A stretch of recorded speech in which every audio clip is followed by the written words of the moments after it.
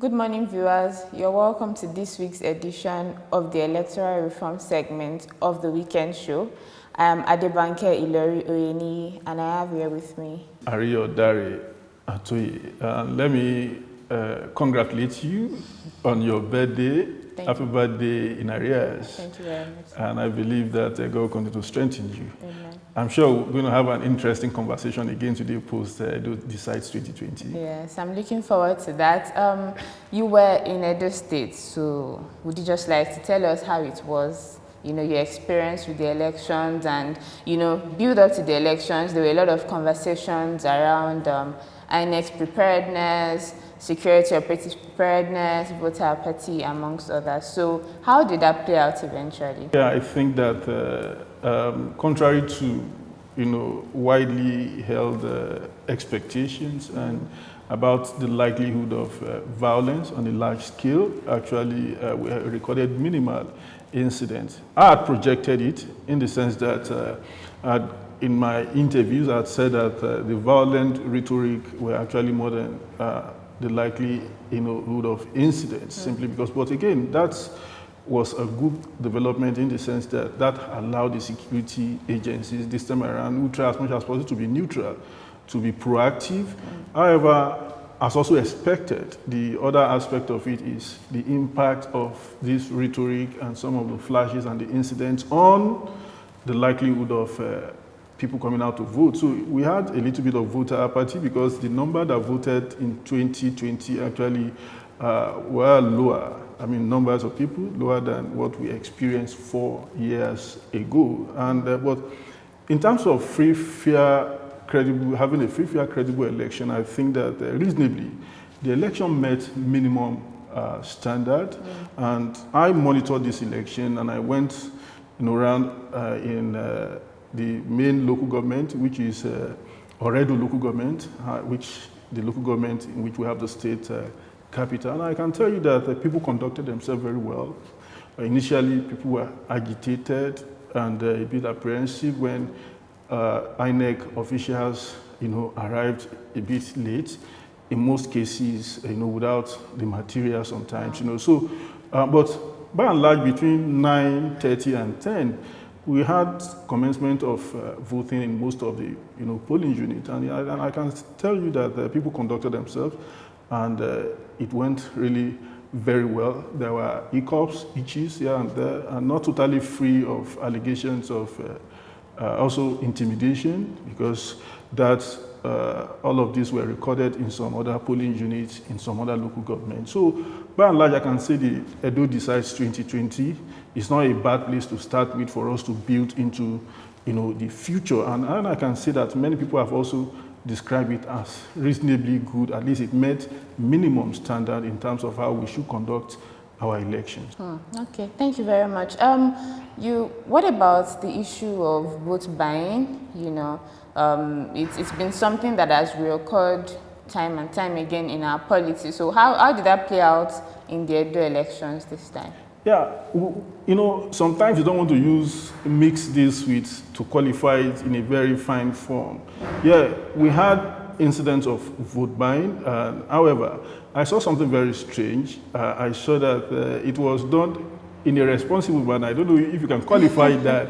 But you see, in fairness, in some of the places where some of us monitored, we didn't see that the way it used to be done with impunity. So, and we saw instances where people chased away those who actually came with money to, compromise the process. So, but you can't totally rule out the fact that probably some of these things were done discreetly outside of the voting arena.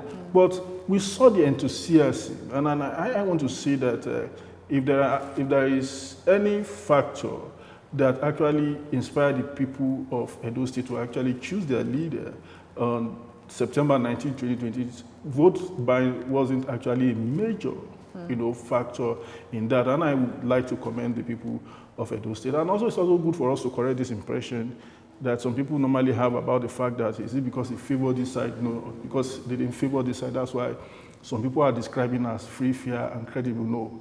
If you recall, Banke, that between 2003, 2007, up to a period around 2011, the consensus of CSOs, NGOs, international monitors has always been that, look, elections were not credible, and it has always been like that. And the particular party has always been winning at that point in time, but they've been fact-checking them that, look, you didn't conduct your elections, didn't meet minimum standards. So that should be the yardstick, not within this same circle under between 2015 and now, that is because this party won, that's why people said it's not credible, because this party has won, people are saying it's credible. No, we have to look at what is currently happening between 2015 and now, and what happened between 2003 and probably 2011. So these are the two instances I think Nigerians should actually try to measure, how we've been responding to the conduct of elections in Nigeria. Thank you very much. That's a very robust analysis of what happened in Edo State. Now, moving on to the conversation around electoral reforms, we know that the National Assembly will be resuming them from recess on 29th of this month. So what are the lessons, you think that the National Assembly can learn from this experience, and how can we further intensify the clamor for electoral reforms as they are resuming? Well, thank you again, Banker. I think that's my major worry. Nigerians shouldn't drop the ball simply because we had, an election that met minimum standard in Edo. So we shouldn't drop the ball. This is the time where we have to even push the National Assembly further. For instance, you realize that something that was almost becoming like a reference point of the Edo election was the ability of Nigerians to view as the result were being uploaded through the Z file of INEC on a dedicated website. But interestingly, that was not going to be a legal validation of the election. Yes. Now, we need that process to be legally validated, and that's why we need electoral reform. So it's important that Nigerians put pressure on the National Assembly as they resume on September 29, that we need electoral reform. We need to have this bill passed this year. And I think it's your responsibility, my responsibility, and the responsibility of all Nigerians that this is the most important bill today, a citizen, sought after bill. So I believe that the Ninth National Assembly should make it a priority, and let us, for once, have our process, electronically validated, and let people be proud of what we are doing in Nigeria.